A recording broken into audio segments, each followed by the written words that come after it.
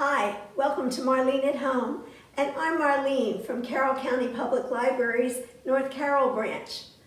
Are you not ready for fall? Let me tell you about the first thing that I can think of that makes me excited for fall, and that's the title of this episode, Fall Family Football. I can remember me and some friends of mine in 6th grade, all of us girls, getting all excited for high school football games. We would dress up in our blue and gold. We would have our football shakers, streams of paper. We would walk a couple blocks from my house over to the game, and it was just so exciting. We knew nothing about football, other than I was used to hearing my mother scream at TV as she watched football. But anyway, we had so much fun, and we learned to love the band, so much so that a number of my friends, we tried out for the band the following year and made it. I played violin, so that wasn't a band instrument, so I was in the drill team. A few years later, my sister played piano. She couldn't be in the band, so she became a majorette. Here I am in 9th grade drill team, and here's my sister in 7th grade as a majorette. And so for 9 years, my parents followed the fall routine of parades with the band, football games with the band. My parents worked in the concession stand for all those 9 years.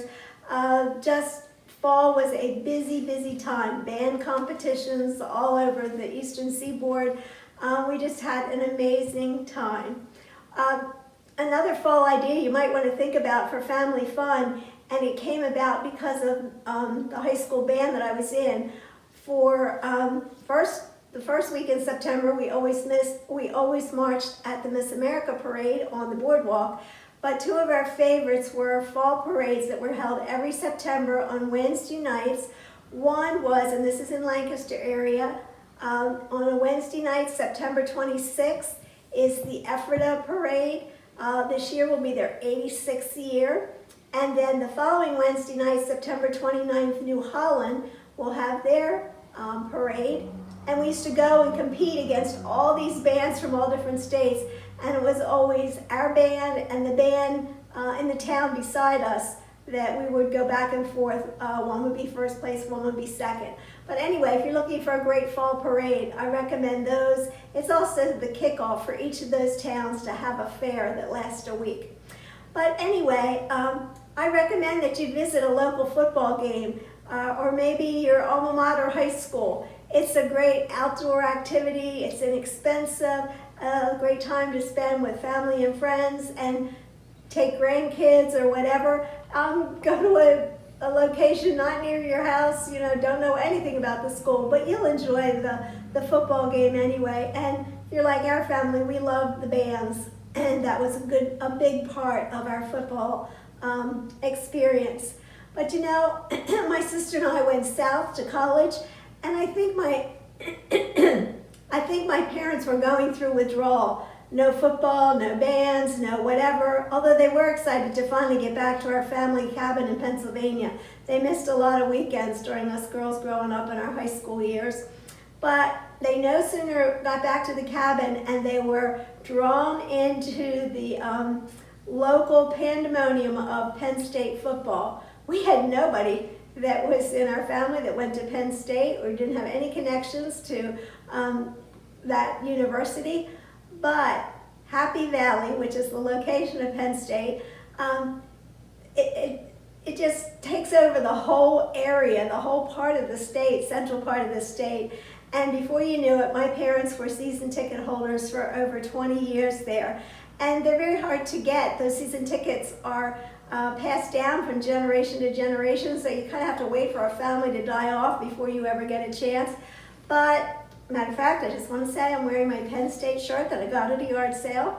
But anyway, we weren't from Penn State. We weren't connected to Penn State, but we became lovers of Penn State football. Finally, we have a Penn State family connection when our oldest daughter went to Penn State Medical School for her OBGYN residency and then married a Penn State graduate. Our son-in-law, David. Now this program is not about Penn State football. I would like you to think about your own favorite college team. But it is about college football in a lot of senses. College football has so much more passion than the National Football League does. I love the Ravens, I followed the Eagles growing up, and I love watching pro ball, but it doesn't compare to the enthusiasm and the passion that college football has. So choose your team. I'm talking about Penn State because that was my family's experience, but you choose your team. Think of football, even if you don't like football, think about, you might really like it, think of it as an outdoor party. You know, it's just got so much more than just the game of football. And so you don't have to love football to love college football. In my family, my sister moved to Alabama, although she is still a Penn State fan. But we do have that dilemma. Of course, you know, they've been #1 college football for several years. Just drives me crazy, but that's okay. We try to live through it. Here's some of my sister's family about 15 years ago at an Alabama game. Notice she's not wearing the Alabama colors. My mother would be thrilled.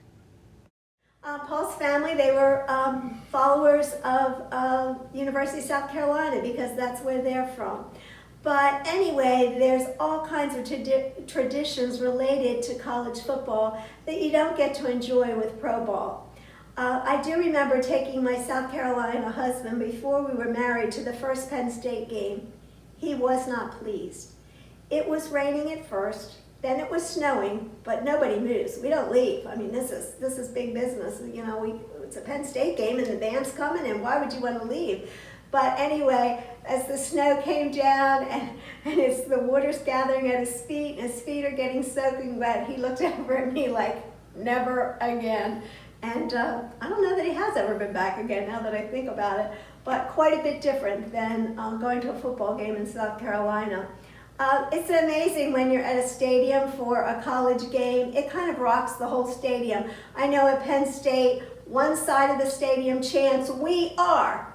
The other side of the stadium chants, "Penn State," and it just rocks back and forth, back and forth. When our girls were little and now with grandkids, one of the first things they learned was that chant. We'd say, "We are," and they'd say, "Penn State." They could hardly talk and pronounce the words correctly, but we started them early. Dr. Carey, as a Penn State University Medical School faculty member, has just delivered another new Penn State baby. Our second granddaughter, Adeline, is at her first Penn State football game with her daddy.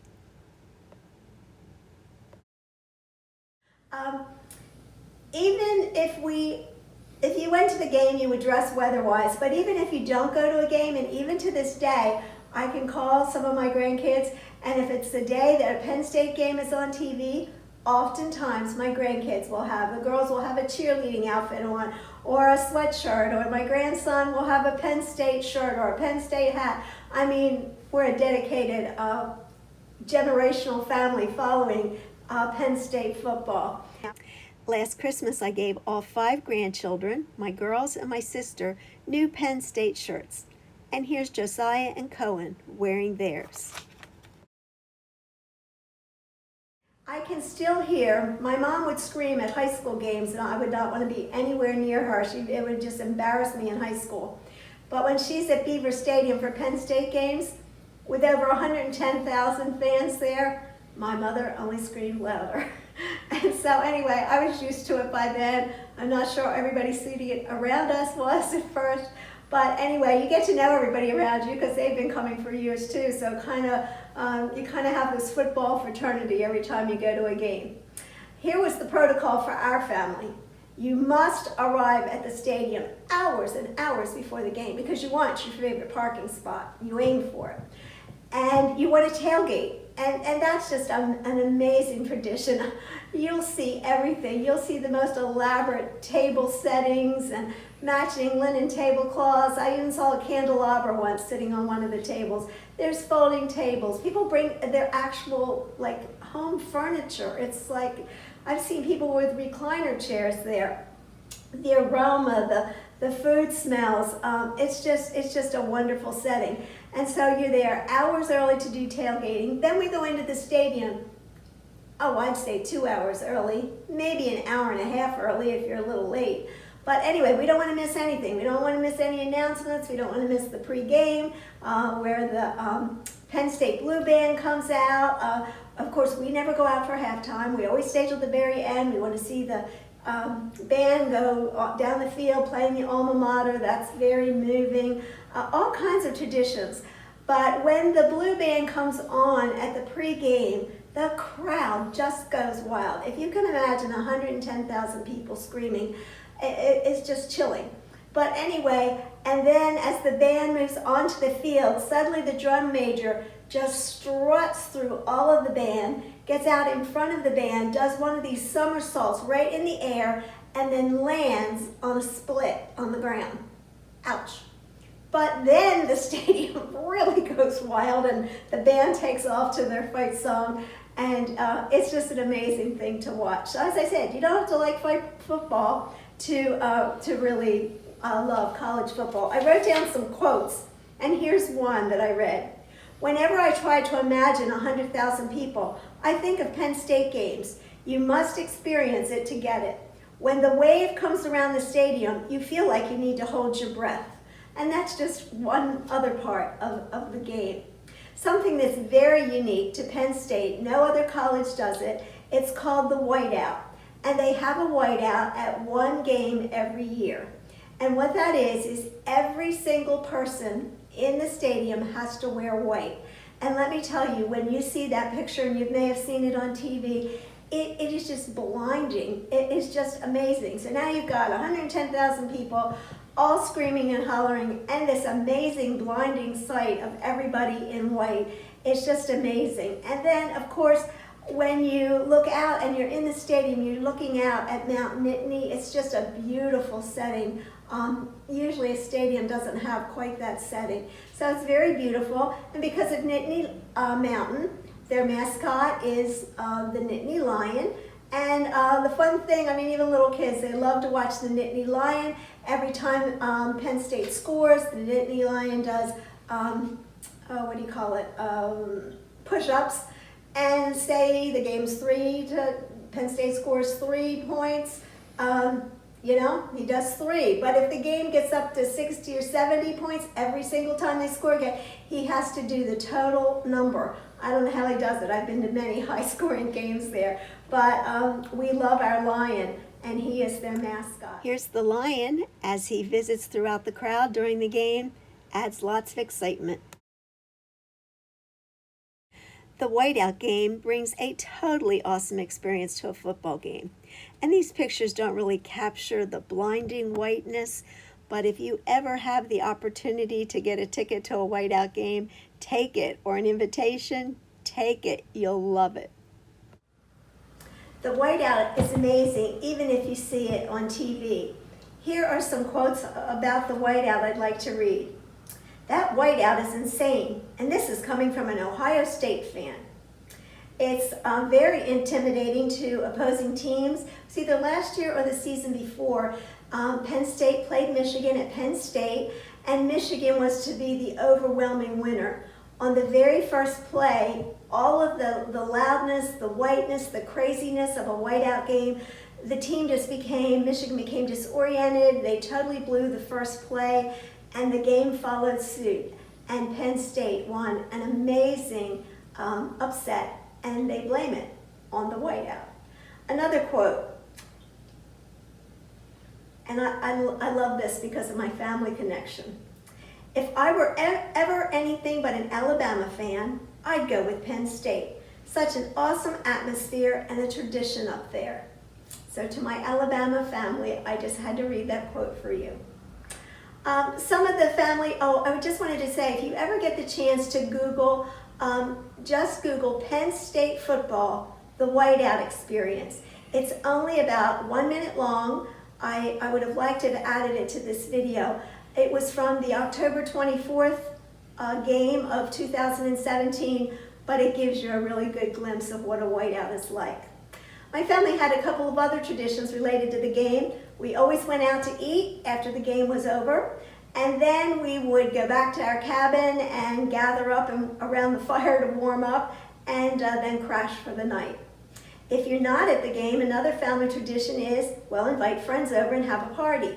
Or all throughout the game, back and forth, calling family members, like, did you believe that play? Oh no, watch, are they going to make it over there? And that's a very big tradition for all of my family. No matter what part of the country you are, we all call each other during the Penn State games.